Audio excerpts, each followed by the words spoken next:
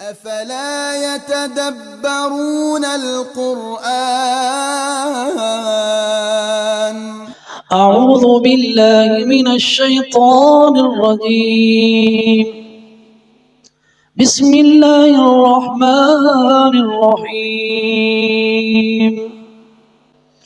هو الذي أنزل عليك الكتاب منه آيات محكمات هن أم الكتاب وأخر متشابهات فأما الذين في قلوبهم زيغ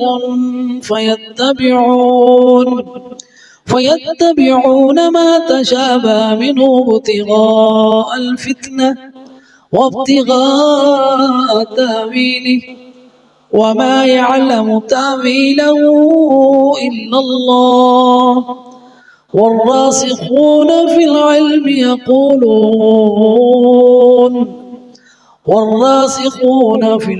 يقولون آمنا به كل من عند ربنا وما يذكر إلا أولو الألباب.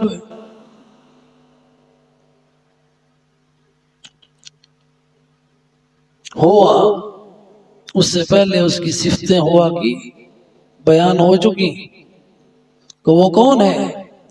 هو الحی القیوم، اللہ وہ ہے جو حی القیوم ہے. واللہ عزیز ذو انتقام، اللہ وہ ہے جو غالب ہے، انتقام والا ہے. اللہ وہ ہے جس سے کوئی چیز چھپی ہوئی نہیں ہے، نہ زمینوں میں نہ آسمان میں. اللہ وہ ہے جو تمہاری تصویریں بناتا ہے مادر رحم میں جیسے وہ چاہتا ہے. وہ ہے اللہ جس کے سوا کوئی سچا معبود نہیں، وہ غالب ہے، حکمت والا ہے. هو الذی انزل، اس نے اتارا ہے یہ قرآن، جس کا تعارف پہلے ہو چکا. جس اللہ کا، وہ ہے اللہ جس نے یہ قرآن اتارا ہے. هو الذی انزل علیک الکتاب، اس نے آپ پر کتاب اتاری. علیک، آپ ہی پر، اختصاص ہے اس میں، جار مجرور ہے، مقدم ہے علیک الکتاب منہ.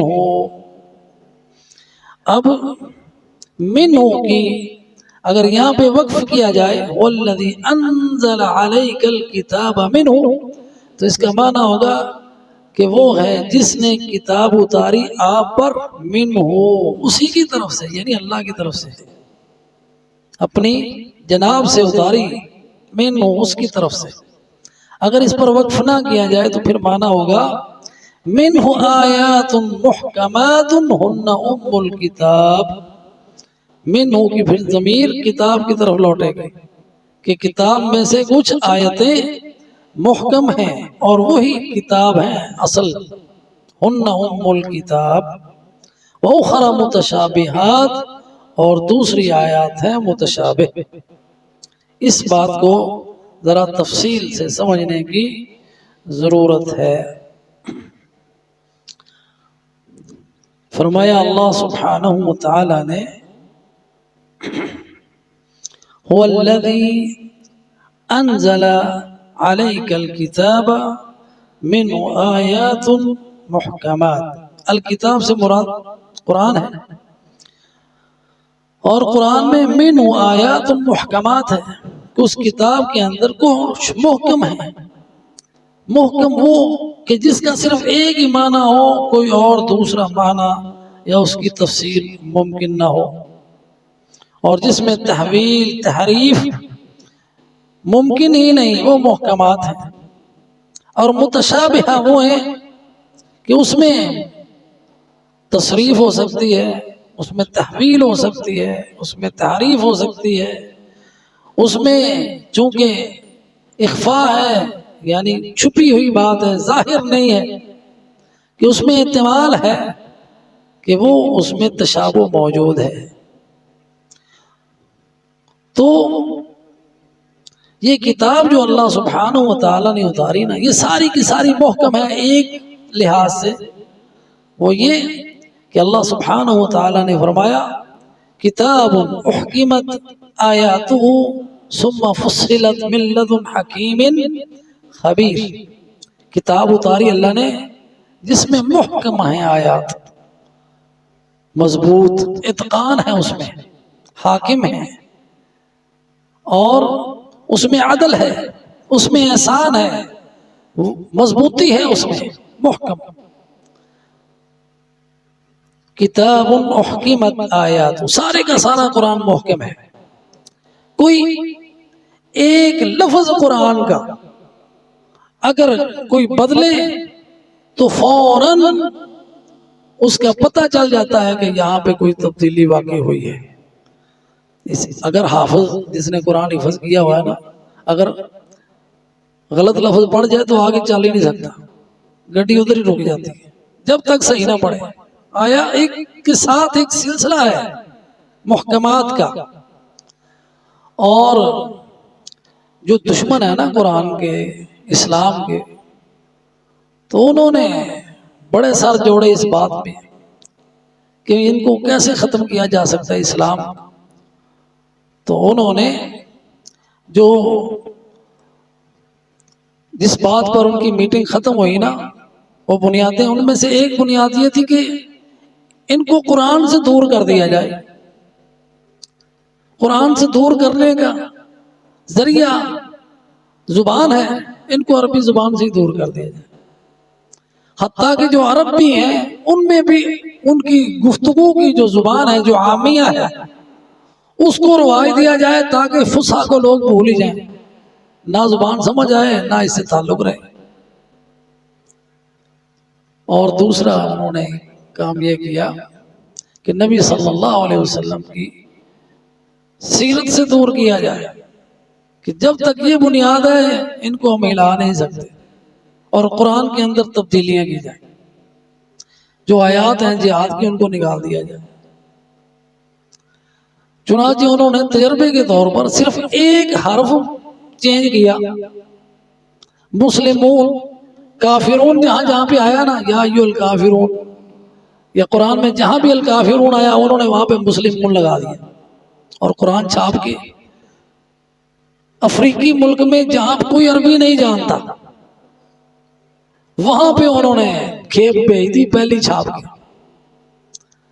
تو جب وہاں کے ایک بچے نے قرآن کھولا، بچے نے، چھوٹے سے بچے نے، اور پڑھا یا ایھا المسلمون لا اعبد ما تعبدون، کہ یہ تو غلط ہے، یہ تو یا ایھا الکافرون ہے۔ چنانچہ وہاں کے حکام نے سارے وہ قرآن جو آئے تھے ان کو ضبط کر کے ان کو جلایا، تاکہ یہ تحریف شدہ قرآن مسلمانوں میں رائج نہ ہو، ایک لفظ کوئی چینج نہیں کر سکتا۔ اس لیے یہ قرآن محکم ہے، انا نحن نزلنا الذکر وانا لہ لحافظون، ہم نے اس ذکر کو اتارا ہے، ہم اس کے محافظ، یہ محکم ہے، محکم ہے، یہ عدل پر مبنی ہے، اس میں مضبوطی ہے، سارے کا سارا قرآن محکم ہے، کتاب احکمت آیاتہ ثم فصلت من لدن حکیم خبیر۔ اور دوسرا لفظ آیا متشابہ، اور سارے کا سارا قرآن متشابہ ہے۔ فرمایا اللہ سبحانہ وتعالی نے کتاب متشابہ مثانیہ تقشعر منہ جلود الذین یخشون ربهم ثم تلین جلودهم وقلوبهم الی ذکر اللہ ذلک ھدی اللہ۔ کتاب متشابہ، اس سے پتہ چلا قرآن سارے کے سارے متشابہ ہے۔ متشابہ اس لحاظ سے ہے کہ اس میں بلاغہ جو ہے اس میں تشابہ ہے، کوئی حکم کسی دوسرے کے خلاف نہیں، اس میں کوئی اختلاف نہیں۔ اللہ سبحانہ وتعالی نے اس کو دلیل کے طور پر بتایا ہے کہ اگر یہ قرآن اللہ کی طرف سے نہ ہوتا تو لوجدوا فیہ اختلافا کثیرا، تو اس میں بہت زیادہ اختلاف پایا جاتا۔ اتنی بڑی کتاب ہے، آپ کسی مصنف کی کوئی چھوٹی سی بھی کتاب لے لیں تو اس میں کتنی جگہ پہ اس کے افکار میں آپ کو تضاد ملے گا۔ جتنے شعراء ہوئے پہلے کچھ کہتے رہے بعد میں کچھ کہتے ہیں، جتنے مصنف ہیں ان کی کتابوں کے اندر پہلے کچھ باتیں آگے بعد میں کچھ اور باتیں، لیکن قرآن وہ کتاب ہے اللہ سبحانہ و تعالیٰ کی کہ جس میں کوئی تضاد نہیں، کوئی تعارض نہیں، تو یہ ہے کتاب محکم۔ فرمایا اللہ سبحانہ و تعالیٰ نے منہ آیات محکمات ہن ام الکتاب، تو ایک تو وہ ہے احکام محکمات کے، ساری آیات محکمات ہیں، اور ایک معنی محکمات کا یہ ہے کہ ایسی آیات جس کا دوسرا معنی ہو ہی نہیں سکتا، کیونکہ زبانوں کے اندر یہ ایسے معاملات ہیں کہ ایک ایک لفظ کے کئی معنی نکل آتے ہیں۔ عربی میں تو بے شمار ہیں، ہماری پنجابی زبان میں کتنے ہیں جی، کتنے لفظ ہیں کہ جس کے کئی معنی نکل آتے ہیں، اور ہو سکتے وہ متضاد بھی ہو سکتے ہیں، وہ متشابہات ہیں۔ لیکن محکمات وہ ہیں کہ جس کا دوسرا کوئی معنی نہیں، اور قرآن کے اندر اگر کہیں تشابہ انسان کے پایا جائے تو اس تشابہ کو محکمات کے سامنے پیش کیا جاتا ہے، اور اس سے اس تشابہ کو دور کیا جاتا ہے۔ اور تشابہ جو ہے نا، جو آیات متشابہات ہیں، وہ متشابہات ہیں نا، اس میں تشابہ کے اسباب ہیں۔ انسان کے اوپر کیوں تشبیہ ہو جاتی ہے، شبہت لہم، ان کو کیوں مغالطہ ہو جاتا ہے، اس کے اسباب ہیں۔ سب سے پہلا سبب لا علمی ہے، جہالت۔ دوسرا سبب ایمان کا نہ ہونا ہے۔ تیسرا سبب انسان کے اندر اپنا ٹیڑھا پن ہے کہ پہلے سے اس نے ایک عقیدہ یا خیال بنایا ہوا ہے، اس کے مطابق اس کو ڈھالنے کی کوشش کرتا ہے۔ تیسرا سبب مخالفت ہے، اناد، مخالفت کہ لوگوں نے قرآن یعنی مخاصمت کی وجہ سے، اسلام کی مخالفت کی وجہ سے ان کے معانی کو چینج کیا۔ یہ متشابہات میں انہوں نے اپنی مرضی کے معنی جو تھے وہ لے لیے۔ تو متشابہات اور محکمات یہ دونوں طرح کے قرآن میں موجود ہیں، اور جو متشابہات جو ہیں جہاں بھی آئے ان کو محکم کے سامنے پیش کرنا ہے تاکہ وہ تشابہ دور ہو جائے۔ تو قرآن میں کوئی تعارض نہیں ہے، کوئی اختلاف نہیں ہے۔ اس کے بعد فرمایا فَأَمَّا الَّذِينَ فِي قُلُوبِهِمْ زَيْغٌ، پس وہ لوگ جن کے دلوں میں ٹیڑھا پن ہے، فَيَتَّبِعُونَ مَا تَشَابَهَ مِنْهُ، وہ اس کی اتباع کرتے ہیں جس میں تشابہ پایا جاتا ہے۔ فَأَمَّا الَّذِينَ فِي قُلُوبِهِمْ زَيْغٌ، زَيْغ کیا ہوتا ہے؟ زَيْغ ہوتا ہے ہٹ جانا، ٹیڑھا پن، ہم اردو میں اس کا ترجمہ کرتے ہیں۔ تو جن کے دل میں پہلے سے ٹیڑھا پن ہے، یعنی وہ بدعت کو رواج دینا چاہتے ہیں، تو اپنے اس بدعت کی تقویت کے لیے، اپنے اس فاسد عقیدے کو مضبوط بنانے کے لیے ان متشابہ آیات سے وہ دلیل پکڑتے ہیں جو دلیل نہیں ہے۔ جیسا کہ کچھ لوگ کہتے ہیں نور آتا ہے قرآن میں، تو کہتے ہیں اس سے مراد اللہ کے رسول ہیں، قد جاءکم من اللہ کتاب و نور مبین، کیا ہے وہ آیت؟ اس کو حذف کر دینا۔ اچھا خیر، تو متشابہات جو ہیں اس کو محکمات کے سامنے پیش کیا جاتا ہے اور اس کی دلیل لی جاتی ہے۔ خیر، فَأَمَّا الَّذِينَ فِي قُلُوبِهِمْ زَيْغٌ، کہ جن کے دلوں میں ٹیڑھا پن ہے وہ اتباع کرتے ہیں ان کی جو متشابہات ہیں۔ کس لیے؟ ابتغاء الفتنہ۔ ابتغاء الفتنہ کیا ہے؟ ابتغاء الفتنہ کہ جو لوگوں کو فتنے میں ڈال سکے، لوگوں کے دین کو ان کے شک میں ڈال سکے، لوگوں کو ان کے عقیدے سے منحرف کر سکے۔ ابتغاء الفتنہ، جہاں فتنہ قرآن میں آتا ہے نا لفظ، اس کا ایک معنی تو ہے شرک، فتنے میں ڈالنا یعنی شرک میں ڈالنا۔ اور گمراہی کی جتنی بھی صورتیں ہیں ان سب کو قرآن میں فتنے سے تعبیر کیا جاتا ہے، یعنی ان کو گمراہ کرنے کے لیے وہ اس کی تعویل کرتے ہیں وابتغاء تأویلہ، یعنی اس کی تفسیر ایسے کریں گے جیسے ان کی مرضی ہے، جو ان کے مذہب فاسد مذہب کے مطابق ہو۔ تو ایسے لوگ محکم کو چھوڑ دیتے ہیں اور اپنا مذہب متشابہ پہ بنا لیتے ہیں، اور وہ متشابہ کو محکم پر پیش کرتے ہیں، حالانکہ اس سے الٹ کرنا چاہیے، محکمات متشابہات کو محکم پر پیش کرنا چاہیے، نہ کہ محکم کو متشابہ پر۔ اب مثال کے طور پر قل هو اللہ احد محکم ہے، اس میں کوئی اس میں دوسرا معنی ہو ہی نہیں سکتا، کہہ دو اللہ ایک ہے۔ واحد کا معنی کوئی دو کر سکتا ہے؟ نہیں کر سکتا نا۔ لیکن تشابہ کس میں ہے کہ اللہ سبحانہ و تعالیٰ نے جمع کا صیغہ استعمال کیا ہے اپنے لیے، نحن نزلنا الذکر وإنا له لحافظون۔ نحن، تو اب جن کے دلوں میں ٹیڑھا پن ہے، مثال کے طور پر عیسائی ہے، تو انہوں نے کہا نحنو کہا ہے نا، تو نحنو میں کم از کم جمع کا صیغہ ہے، تو جمع تو 3 سے کم ہوتے نہیں ہیں، عربی میں کم از کم 3 ہو تو وہ جمع کا صیغہ، اس لیے اللہ 3 ہے۔ تو یہ کیا ہے؟ تشابہ۔ انہوں نے اپنے پہلے سے عقیدہ بنایا اور پھر اس کو متشابہ کو لے کر اس کے اوپر منطبق کر دیا، حالانکہ ہر زبان میں جمع کا صیغہ عزت اور افتخار کے لیے ایک مفرد آدمی بھی استعمال کرتا ہے۔ بادشاہ اکیلا ہوتا ہے نا، اکیلا ہے، لیکن کہتا ہے ہم نے یہ حکم جاری کیا ہے۔ تو اللہ سبحانہ و تعالیٰ سے بڑھ کر کس کی عزت ہے؟ تو اللہ اپنی عزت و جلال کے لیے جمع کا صیغہ کرتا ہے، استعمال کرتا ہے، وہ واحد ہے۔ قل هو اللہ احد اللہ الصمد لم یلد ولم یولد، یہ محکم ہے۔ اسی طرح تعویل کا معنی تفسیر ہوتا ہے، تفسیر کرنا۔ تعویل کا معنی تفسیر کرنا۔ اب تعویل کئی طرح کی ہے، تعویل کئی طرح کی۔ ایک تعویل کا معنی تفسیر ہے، جیسے بعض تفاسیر ہیں ان کا نام ہی تعویل ہے، مفسرین نے ان کو تعویل سے تعبیر کیا۔ تعویل کا معنی تفسیر کرنا، اور ایک تعویل کا معنی تحریف کرنا۔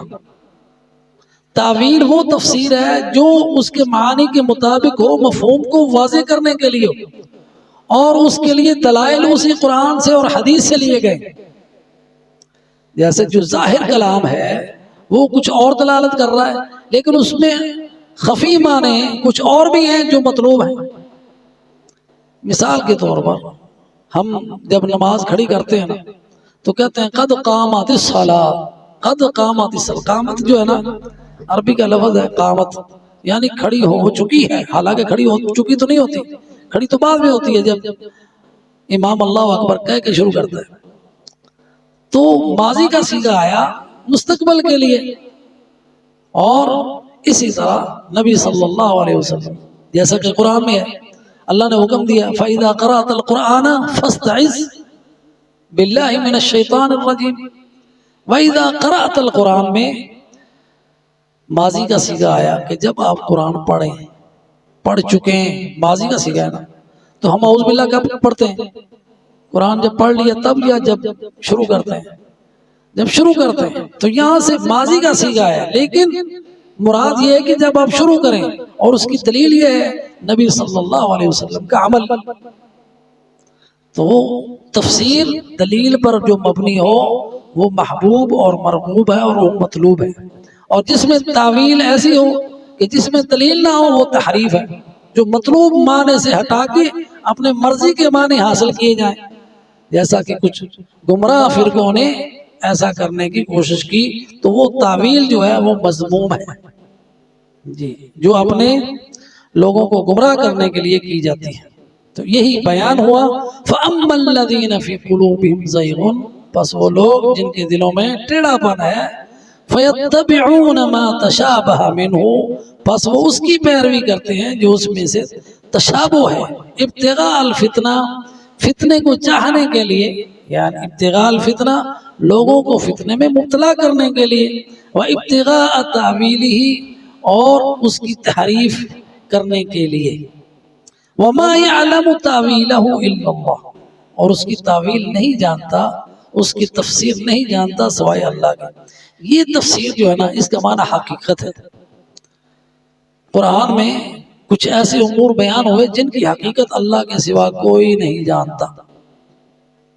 مثال کے طور پر دوزخ، جنت، اس کا بیان قرآن میں ہے، اس کی صفات ہیں، لیکن اس میں وہ کچھ ہے جس کی حقیقت ابھی ہم نہیں جانتے، وہ اللہ ہی جانتا ہے، کیونکہ وہاں وہ کچھ ہے ما لا عین رأت ولا اذن سمعت۔ جنت میں، جہنم میں وہ چیزیں ہیں اللہ سبحانہ و تعالیٰ نے اپنے فرما برداروں کے لیے وہ انعامات رکھے ہیں جو کسی کے ذہن میں آ ہی نہیں سکتے۔ ما لا عین رأت ولا اذن سمعت ولا خطر علی قلب بشر، نہ کوئی سوچ ہی سکتا ہے، اس کا علم نہیں ہے، اس کا علم اللہ کے پاس ہے۔ وما یعلم تاویلہ، وہ جو آیات ہیں اس کی حقیقت کیا ہے، یہاں پہ تاویل کا معنی حقیقت، وہ اللہ کے سوا کوئی نہیں جانتا۔ اسی طرح اللہ کی صفات ہیں، اللہ کی صفات ہیں، اور وہ صفات کا حقیقت، حقیقی علم وہ صرف اللہ کے پاس ہے۔ جیسا کہ کسی نے حضرت امام مالک سے پوچھا کہ یہ استوا کیا ہے،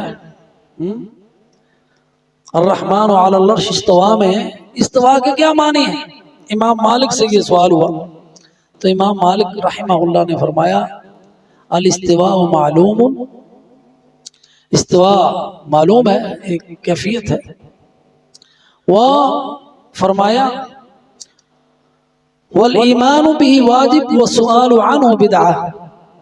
یہ تفسیر کی انہوں نے کہ استوا معلوم ہے اور اس کی کیفیت کیسی ہے وہ مجہول ہے، وہ ہمیں علم نہیں ہے، اس کی حقیقت اللہ جانتا ہے، اور اس کے بارے میں سوال کرنا بدعت ہے۔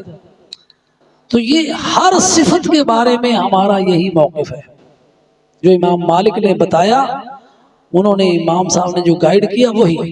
تو صفات کی تعویل اللہ جانتا ہے، وما یعلم تاویلہ الا اللہ، اور نہیں جانتا تعویل اس کی سوائے اللہ کے۔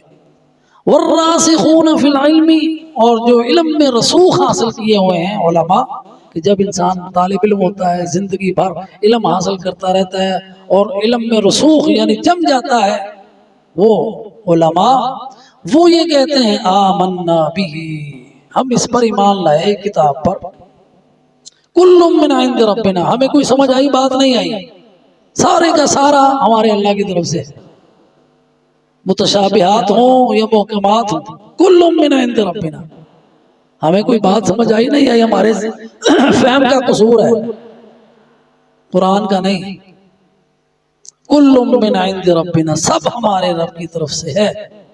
اور یہاں پہ جو ہے نا علماء اس کی تفسیر میں ایک اور بات بھی کہتے ہیں کہ وہ جو وقف ہے نا اس کی وجہ سے ایک یہ معنی بنتا ہے وما یعلم تاویلہ الا اللہ والراسخون، اگر یہاں پہ وقف کیا جائے تو پھر معنی یہ بنے گا کہ اس کی تعویل جو ہے نا، وہ جو متشابہات ہیں اس کی تعویل اللہ جانتا ہے، اور جو علم میں رسوخ حاصل ہیں جن کو وہ جانتے ہیں، یعنی کچھ لوگ جن کو علم میں رسوخ حاصل ہے ان کو اس کی تعویل کا پتہ ہے، جیسا کہ نبی صلی اللہ علیہ وسلم کی حدیث ہے، فرمایا